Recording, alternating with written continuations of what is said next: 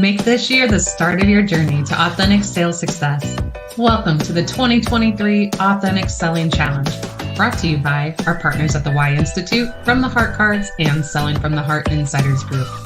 Each day, you will be inspired, equipped, and challenged to take action to unlock higher levels of success in your sales career. You're about to be coached by some of the sales world's leading thought leaders and influencers. So grab a pen and a notepad and get ready to take action as we join our challenge hosts, Larry Levine and Daryl Amy.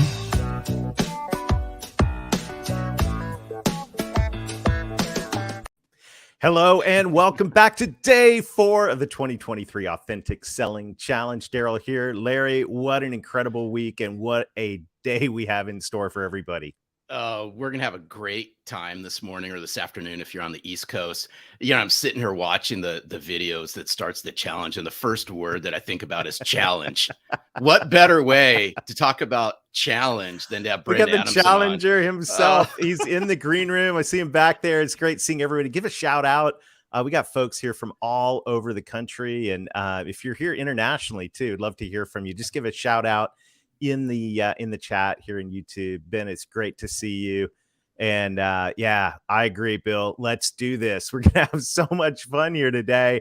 And of course, yesterday's featured "What Does It Mean to You to Sell from the Heart" challenge.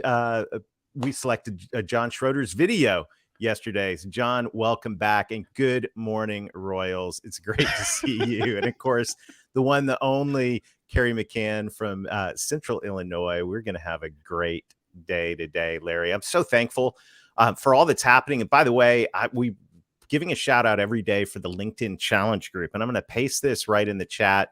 If you're new to the challenge today, if you showed up to see Brent, we're glad you're here. This has been an entire week of asking the question, what does it mean to be authentic as a sales professional? And how can we become more authentic to add value to our clients in the year to come, to build deeper relationships? All of these things have been topics throughout the week, and we've had such incredible conversations. And Larry, one of the things we've been doing this week is we've been asking participants to put that camera in front of their face, right? Put it up in front of your face and answer the question, what does it mean to you to sell from the heart? You know what? And the video that we're going to share here in a second is, I've just enjoyed getting to know this person. But you know what's really cool is, and I just have to take a step back. Liz Wendling schooled us yesterday on authenticity, and I thought it was really good and brought some very unique angles into this. But we got to get to this video because I totally respect this guy. He wears his heart on his sleeve, Daryl, on this one. Yeah. So Andy Reese, thank you for turning in. We selected your video today. Check this out. Andy tells us what it means to him to sell from the heart. Hello there. My name is Andy Reese, and today I wanted to share with you what selling from the heart means to me. What selling from the heart means to me is going to market with my customers and prospects and letting them know that I'm there to solve their toughest challenges, to let them know that I know their business, to know their struggles, their pain, to let them know that I'm there to bring value to them, to help them run a more efficient business. But I also want them to know that I value them as a person, as an individual, as a father, a husband, a mother, a daughter, to know who they are, to ask about their family, to share in their dreams, to let them know that we're a partnership and that we care about each other and that we'll be a partnership for years to come. That's what selling from the heart means to me. Oh, yeah. Mic drop. Andy, that you just crushed it right there. I mean, that sums it up so well, because this is this balance of the two sides of the trust coin that we're talking about all throughout last year. And that is, you know, authentic relationships and authentic value. You got to get both of those. You bring that to the table. And that's what a great synopsis of what it means to sell from the heart. No, it sure does. And I just have to give him another shout out. That's a mic drop moment. I'm just noticing some of the chat, and Carrie McCann goes, "I can feel your authenticity." And I'm just a big believer in this. It's the words and the messaging we use. It's the tonality.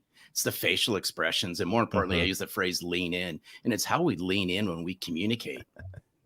Yeah, well done, Andrew. And we love the pool. That's great. Very nicely played. Hey, really, really cool. And all of this, we've been talking this week about how critical it is that we discover our authentic selling style. And, you know, I've been telling my story all week about how when I first walked into that sales bullpen. For me, it was 1993.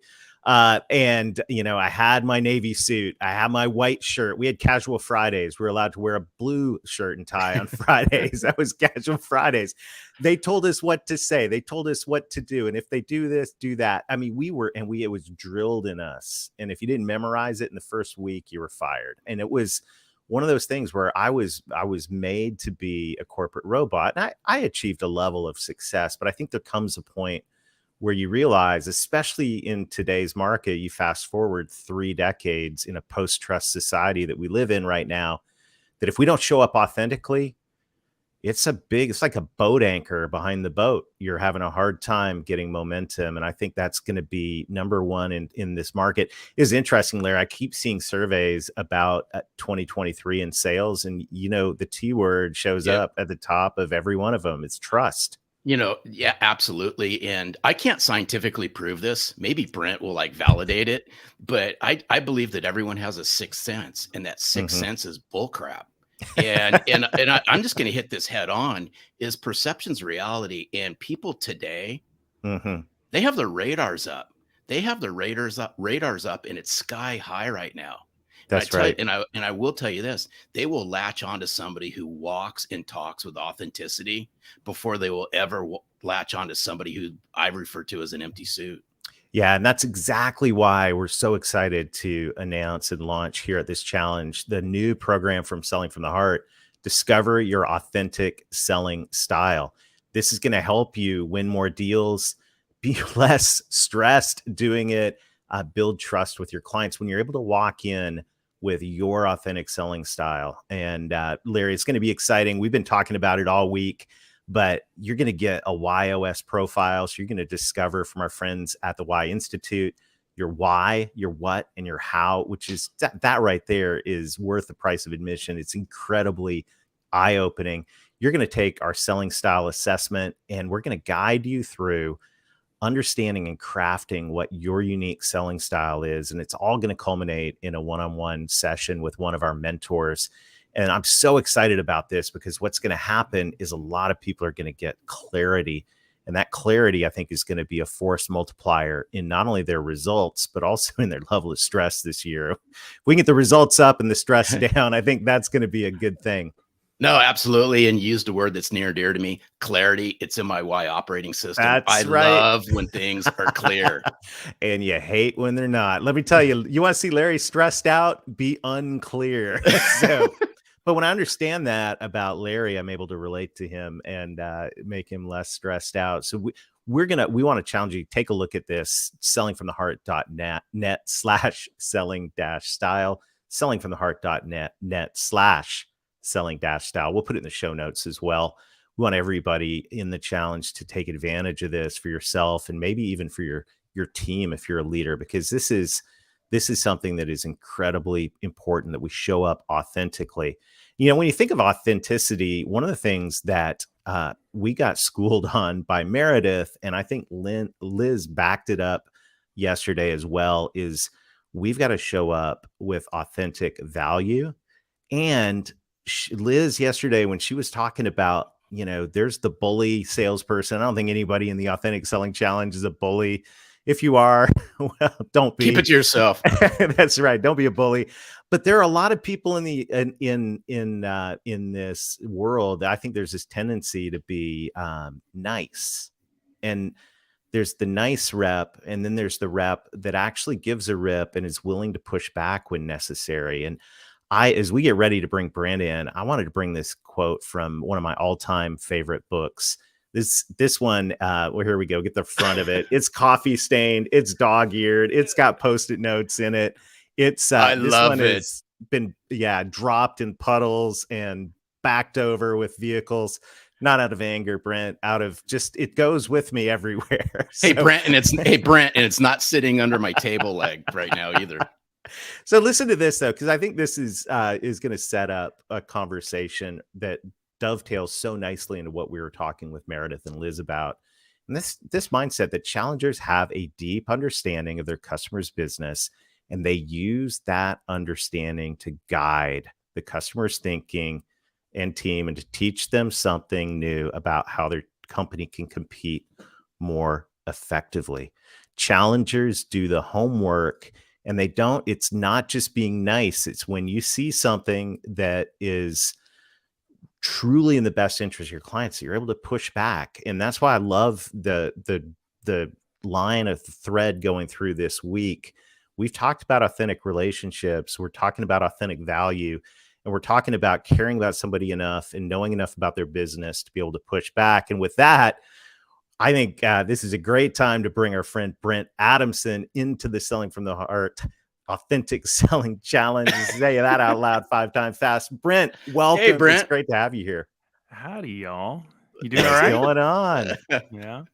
Can I just say, by the way, the number of people you have attending, so welcome everybody. It's good to see all of you virtually at least. And so Matt Hines and I do a show on Friday mornings at 10 o'clock. So it's a shameless plug. And I think we have 2 people and my mom show up to that. So I don't know how you guys managed to get such a large audience, but that's because they knew you were coming on, Brent. That's no, why. this But, is I think we'd all agree this is not because of me. But anyway, so I will do my best to make sure that you all regret spending the next 60 minutes on this call. Hey, so just real quick before we kick off, are we going to get this serious, Brent?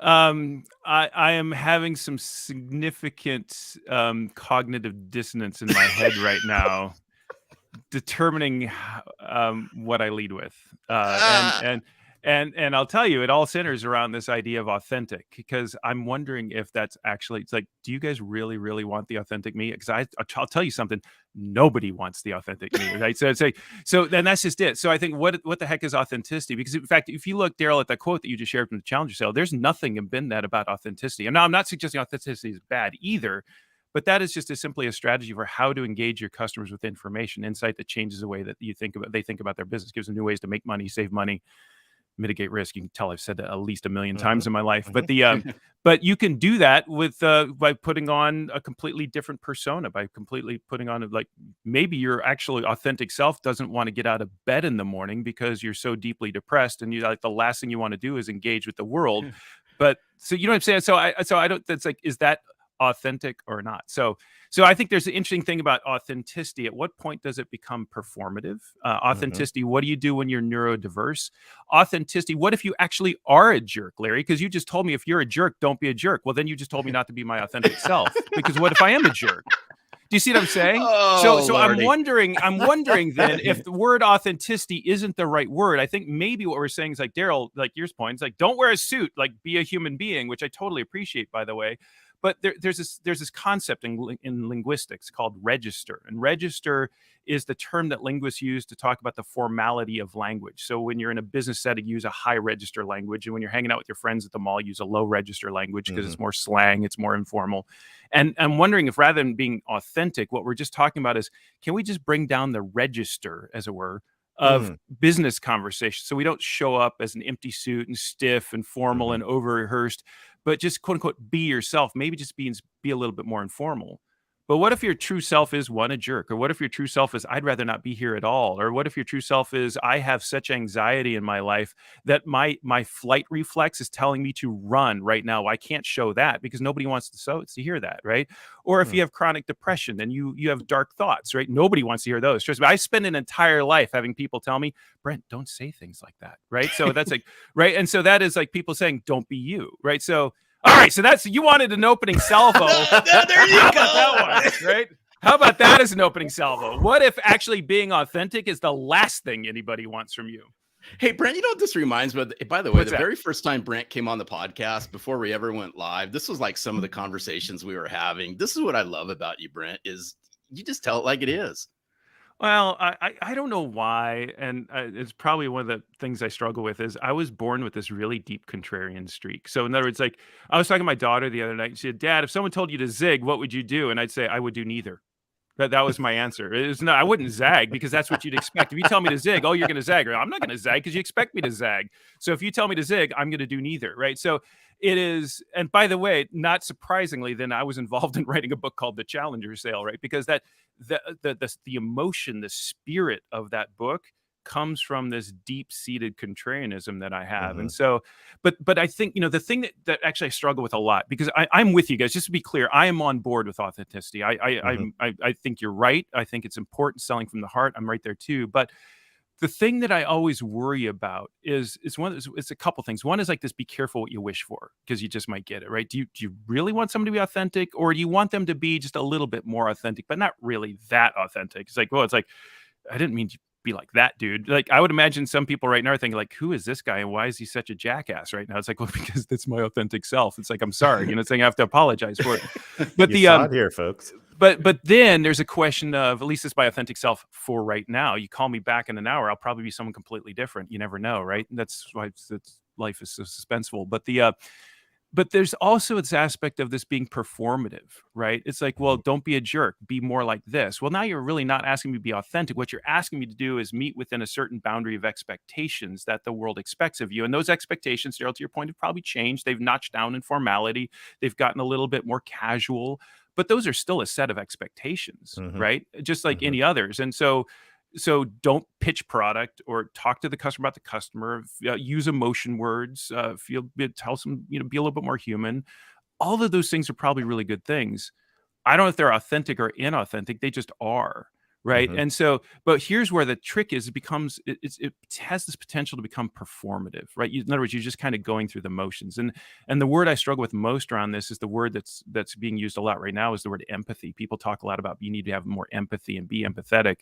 And I think in everything I've seen in my research and the work I've been involved in is so critically important. Empathy is the engine that makes it all work in human relations, not in just sales. And yet, the more we talk about it, the more it feels like it's almost like this, that you don't want to talk about it, because if you talk about it, you're going to ruin it. Does that make any sense to you guys? Oh, totally. The more you talk about being authentic, the more we fall in the trap of becoming inauthentic, because ironically, we're trying to be authentic. Does that make any sense at all? Totally. Because I think this is a lot of this is about unlearning, and I want to go back to the jerk coming in with the better mousetrap, right? Right. I've been that. Hey, my YOS, it's a better way. So I can come out with a better way, and I can go in and I've always got a better way. Ask Larry, right?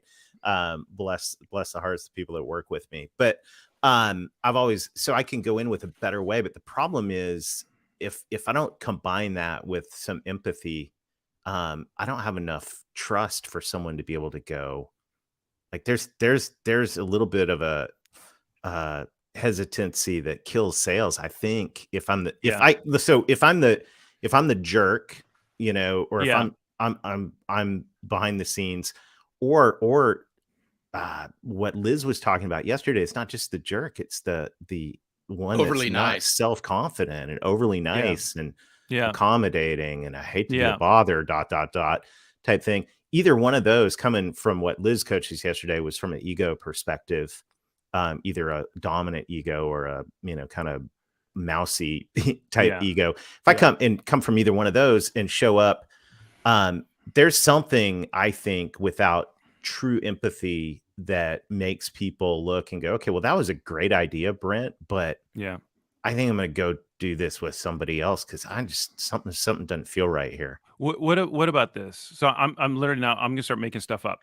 But I'm digging into my gut now and thinking, like, how is this working? So so Donna's making fun. I don't know if anyone's naturally a jerk, but so be careful. What I'm about to say is driven deeply by projection bias. 99% of what I do is driven deeply by projection bias. And it's always a fault of mine because I assume everyone else thinks like I do, and I'm never right because no one thinks like this. It's crazy what goes on in here, right? But I would imagine most of us as human beings are driven by self-doubt. We're driven by things like it's the way the imposter syndrome concept took off like crazy, because everyone sees it and says, oh my God, it's like you're writing a book about me. How did you know? It's because with a few of us who are deeply narcissistic, I could name names we see in the press every day, but we won't go there, right? But it's like for most of us, we wake up a little, it's like, am I qualified for this? And then there's also like, and we're tired. And so for those of us who are parents, I don't know about you guys, I've been a parent for 17 years. I wake up every day and think, I don't know what I'm doing. I literally don't know what I'm doing as a father, right? It's like I tried to coach my daughter in math last night. It was nothing but tears, and and she had a panic attack, and it was awful. And all I can do is sit there and think, how hard could it be to explain that you subtract the same thing for both sides so it's still an equation? I am failing. I'm failing miserably, just like I fail in everything. Right? This is the world that we all live in, right? That's the inner dialogue that we all have. And now you've got to show up in front of a customer and actually have a conversation about the ROI on some solution when in fact your head is screaming at you about the 14 different things inside that are going on in the family, going on at home. This is the world we live in. And nobody wants that authenticity, right? Because that's too hard. It's too hard for us, right? And I think this is where empathy comes from, right? So what if rather than trying to find our authentic self, what if we try? I think this is actually what I do. You guys are helping me. This is good. This is like therapy, and everyone's watching. Sorry, guys. I apologize for you to see this. But what if? Because I think this is actually what I do, and I think I'm trying to do it with you guys right now. I'm not trying to tap into my authentic self. What I think I'm trying to do actually is to tap into your authentic self. Oh, there you go. But you see what I'm saying? But because if I can assume.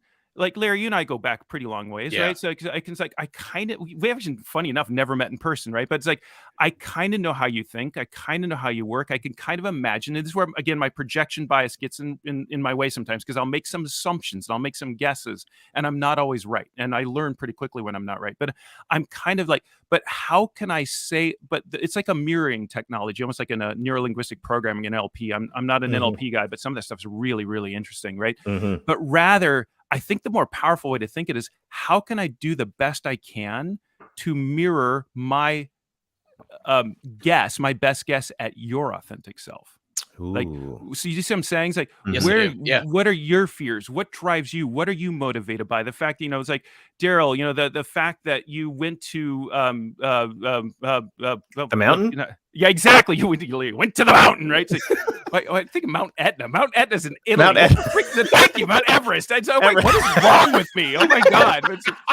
Jeez Louise. But it's like, anyway, so you went to, but the fact, Daryl, that you went on you went on a mission, you went on a quest, and you went to Mount Everest, and you went to base camp. That tells me something about how your brain works. That tells me something about your authentic self. And because I know a little bit more about your authentic self, then I can take one of my 16 identities that lives up here and pick from the list of my identities, the one that most closely maps with your authentic self. Now, those 16 identities that I have, they're all authentic, because on any given day, on any given moment, I can be one of 5 different people. But I'm going to pick the one of those authentic selves that most matches my guess, at least, at your authentic self. And then I'm going to calibrate it to whatever the register is. Is this a more formal setting, or is it a more informal setting? So you guys right now are getting the wacky informal setting, because that's what I decided we want to do. This to be wacky and informal. Is anyone buying any of this? I'm just laying this stuff down. What do you think? I buy into this. And here's the first thing that just flashes into my head is no one is talking about this. And I'll take you to, outside of, we're talking about it right now, but where does confidence come into this? Because I believe that if you're lacking that confidence and that believability in yourself and how you come across and so forth, this doesn't get brought out onto the table, whether that be face-to-face or virtually. But I think the more comfortable you make somebody feel about you, they will soon start opening up. And I think in a roundabout way, it taps into that. Yeah, in time, yes, in times I am, but I work on it all the time. And the people who know me really well know that I work on it.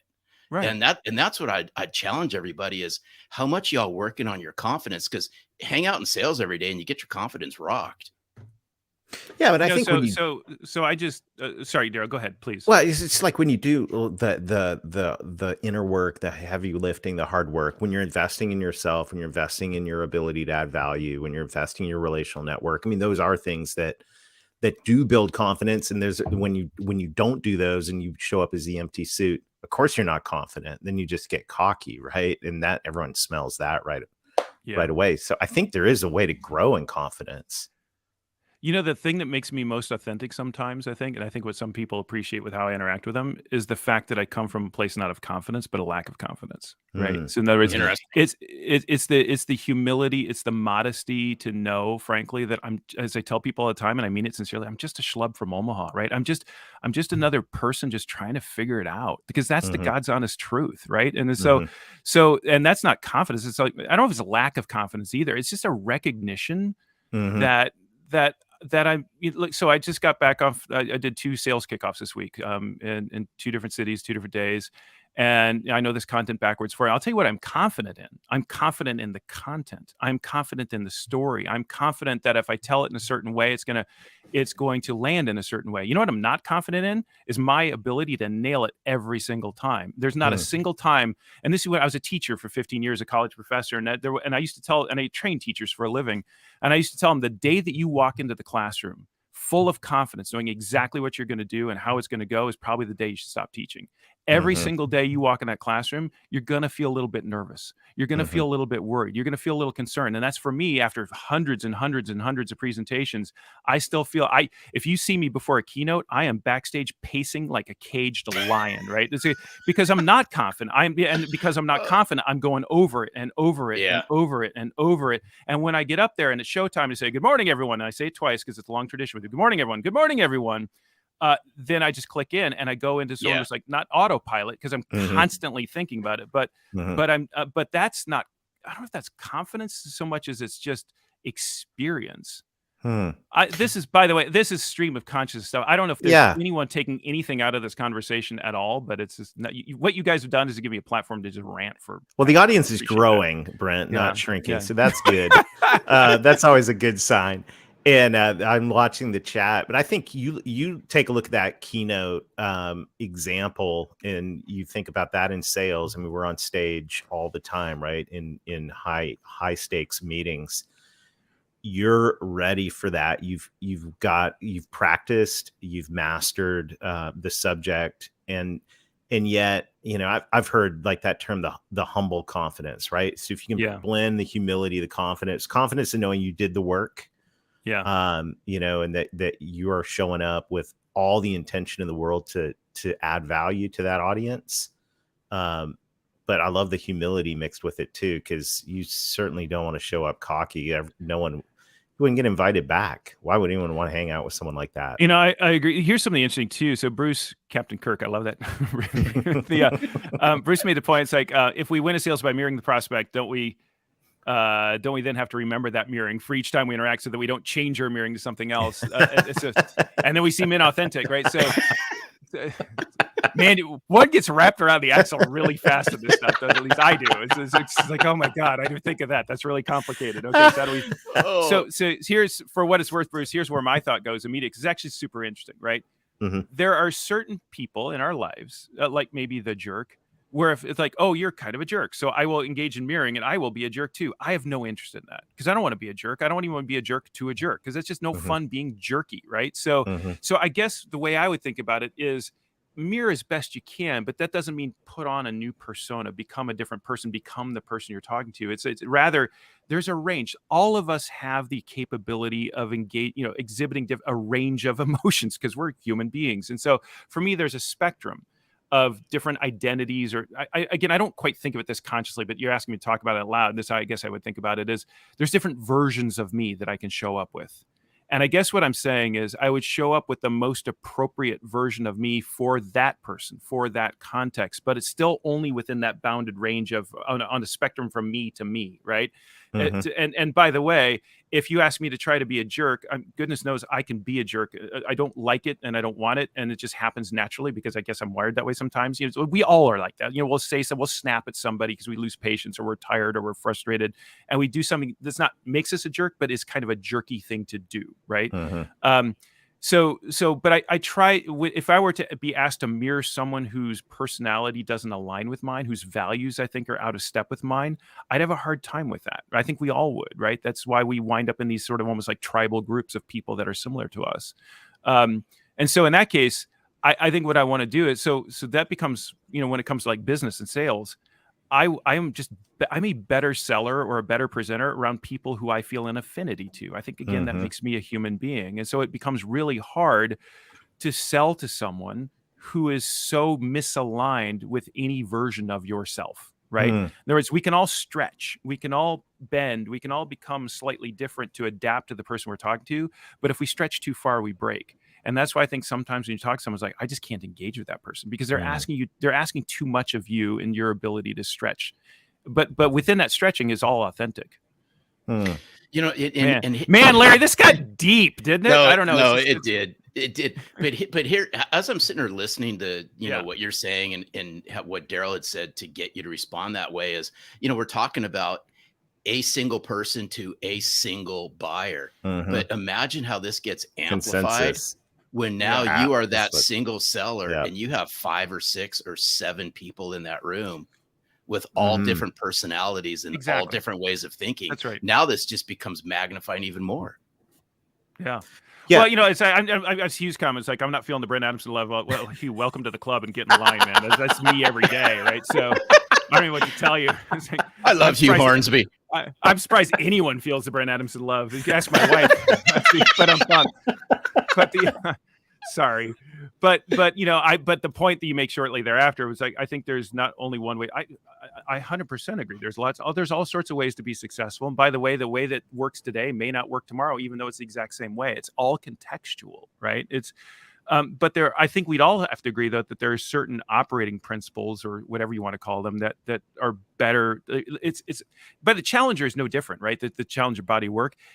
People always say like you can't say that always works. It's like we never said it always works. What we're doing is we're playing probabilities. In other words, if you want to maximize your chances for success, you probably want to put a bet here and a bet here and maybe diminish your bet there, right? But that doesn't mean that that's always going to come in. You're always going to win on black or whatever. Always win on red. So I don't know, Bruce, if that was exactly where so Hugh, where your point was going, but yeah, I feel you on the field and the love. We've been writing a lot this past year, and I got another dog-eared issue. You're in the Harvard Business Review. We got someone from the Harvard Business Review on the challenge today. How about that? Yeah. But you've been writing and talking a lot about this role of a sales rep as a sense maker, as someone in a world of complexity, to be able to go into an individual, or of course in most situations now a team of people, and help them make sense of stuff. How do you see authenticity bridging with your ability to be a sense maker? Well, this goes back to the empathy point. So these keynotes that I'm doing right now, and so much of the research that I was involved in the last 5 years at CB, at Gartner, and then continuing on today, the punchline of that work is the number one driver of customers making a large scale purchase on behalf of their company. So again, you think of multi-million-dollar deals, 5, 10, 15 people involved. And if you want to say, what can I do to increase the likelihood of the customers actually reaching that purchase decision for that high quality deal, the bigger deal with the broader scope and the higher price point? It's really hard. It's just hard for them to do that. It's bleeping hard to buy a B2B. And the data, maybe not surprisingly, came back over and over again. All the things I've been involved in around, if you want to increase the likelihood of that happening, what has to happen more than anything else is customers have to feel confident. They have to feel confident in their ability to make a decision on behalf of their company. And then when you pick apart the attributes that drive that data set, like what are the attributes of confidence that matter? It's things like, have we asked the right questions? Have we done sufficient research? Are we sufficiently aligned on the right outcome? And there's two things about that list, and there's a longer list, but there's two things about that list I think are really interesting. So first of all, nothing on that list is about the supplier. Are we confident that we asked the right questions? Are we confident that we did enough research? Notice all the we's in there. They're not about the supplier. So in other words, it's not whether or not customers are confident in you, your brand, your company, or you as a sales professional. I mean, by the way, if you're a jerk, or if you're just bad at this, then that's going to be a problem. But the bigger thing, the bigger problem and challenge around confidence is not customers' confidence in you, it's customers' confidence in themselves. And then the other thing about this list I think is so interesting is like, are we confident that we asked the right questions? Well, if I were to ask you guys, well, which questions are the right questions? I don't know. I mean, maybe it's those. How are we confident we've done sufficient research? What does sufficient mean, right? What's interesting as you dig into that list is for any one of those attributes of confidence, there's no objective finish line for any of them. In other words, there is no definitive absolute truth on 7 is the right number of questions, or 3 weeks is the sufficient. It's like you're done when you're done. So the point being that, how do I know what the right questions? I don't know when I'm done with asking the right question. I don't know when I'm done with the sufficient research. I don't know it. I feel it. I Mhm. feel that this is the right number of questions. I feel that we've done due diligence. I feel that we're sufficiently aligned. And specifically, I feel what? Well, I feel confident. And so when I think that's really interesting to me, because what that really tells me is that the number one thing that we could do to drive B2B sales is increase customers' confidence in themselves and their ability to make decisions on behalf of their organization.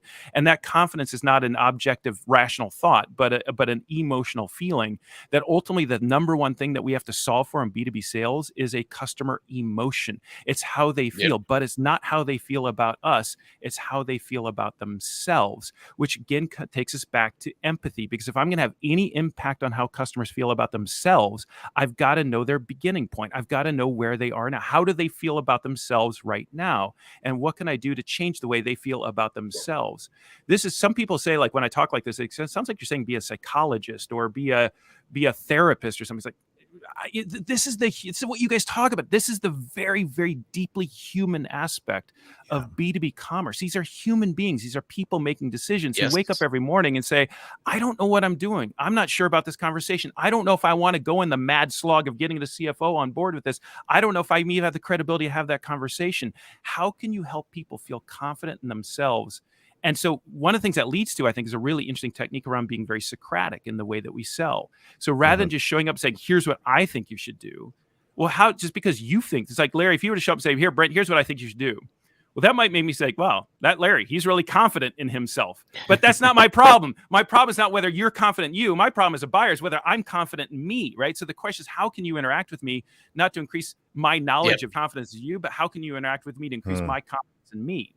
And so that becomes very Socratic. So in the Challenger work, which is done very well, as you guys know, we talk so much about being frame breaking. I think, and breaking mental models, I still stand by that work. But I think that the incremental opportunity that we didn't talk about then, because it wasn't nearly as an issue as it is, that's a longer story, is to think a little less about being frame breaking, a little bit more about frame making. How can I create a framework?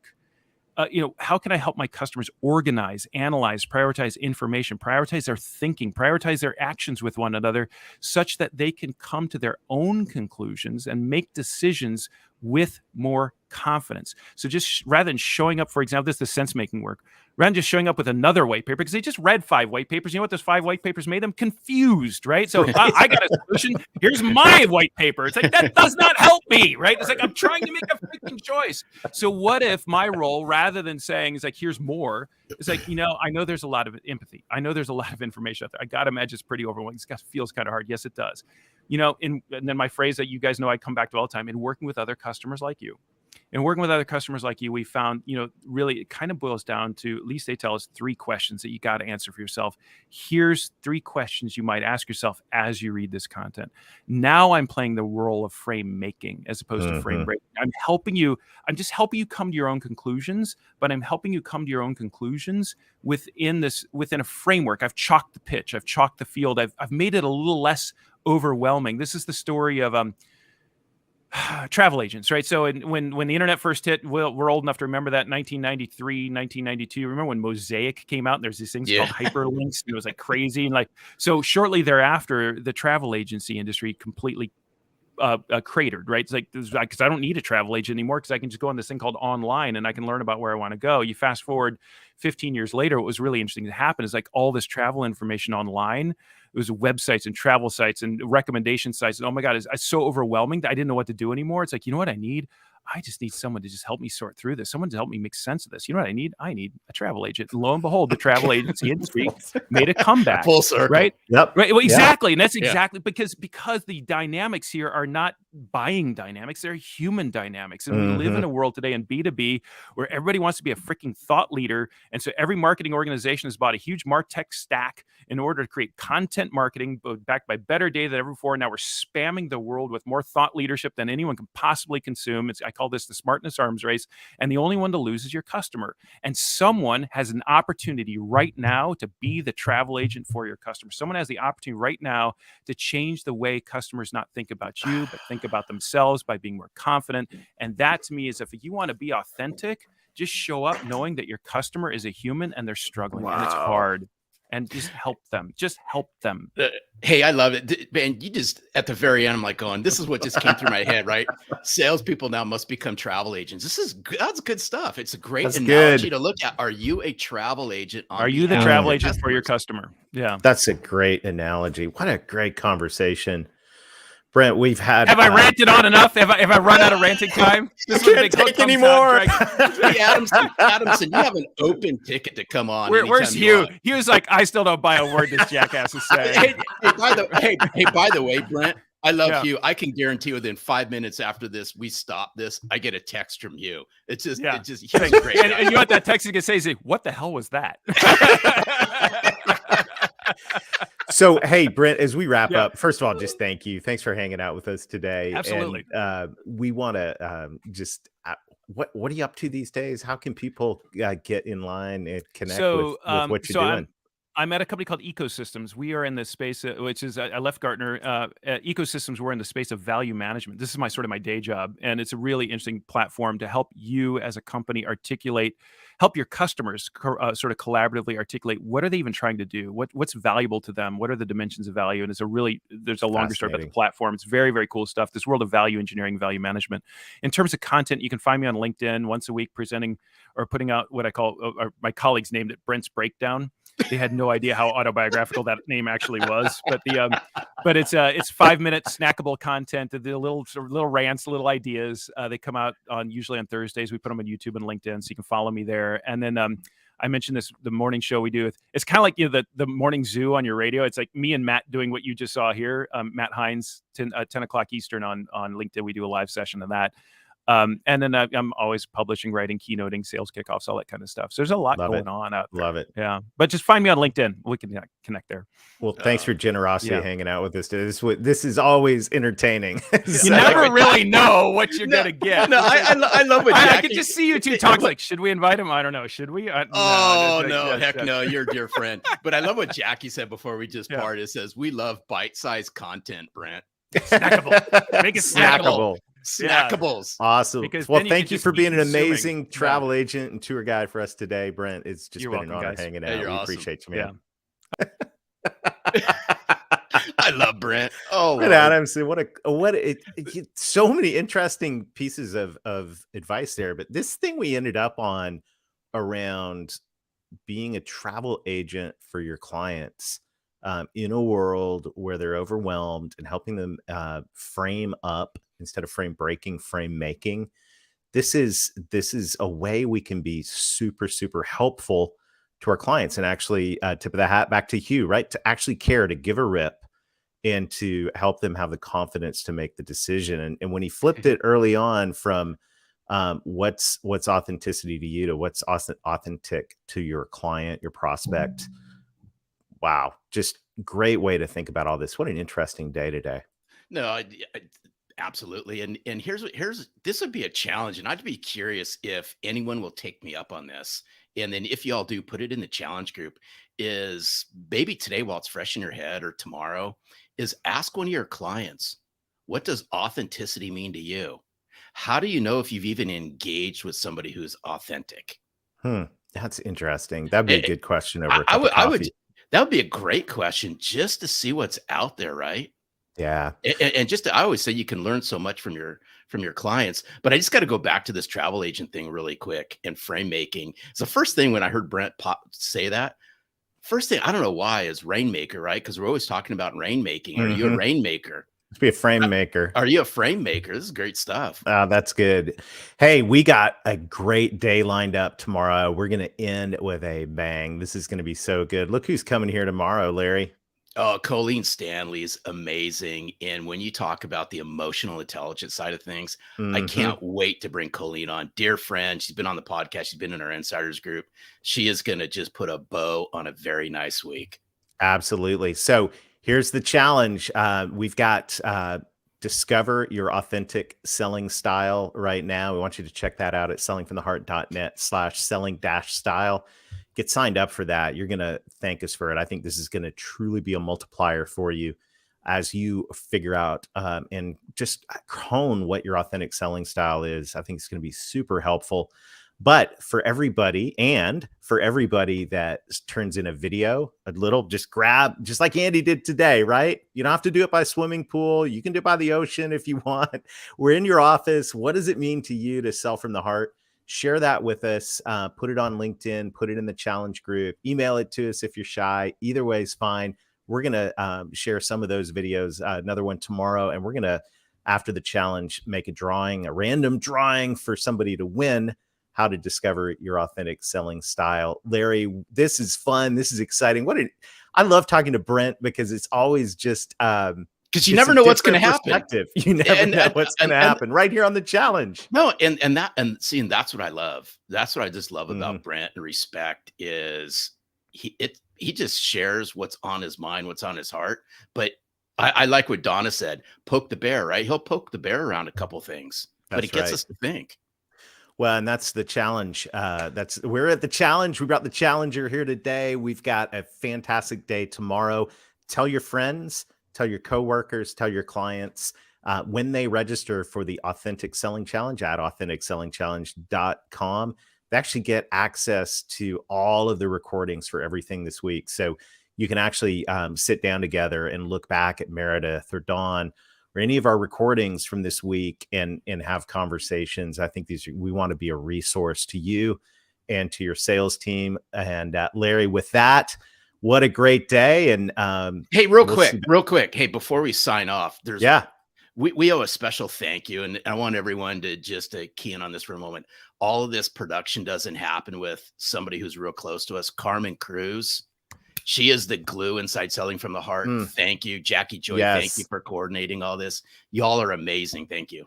Amazing. We appreciate you, Carmen. And shout out to Carmen for making all this work and making us look good. So thank you. And you need all the help you can get, Daryl, by the way. Oh, thanks, Larry. I'm feeling the love. To everybody, thanks for hanging out with us today. We'll see you again tomorrow. Sell from the Heart. Take care. Thank you for joining us today. We hope today's 2023 Authentic Selling Challenge has left you feeling inspired to put your new knowledge into action to grow your business. Please share the challenge with your coworkers, family, and friends while we all make a difference together. We look forward to continuing this journey with you tomorrow.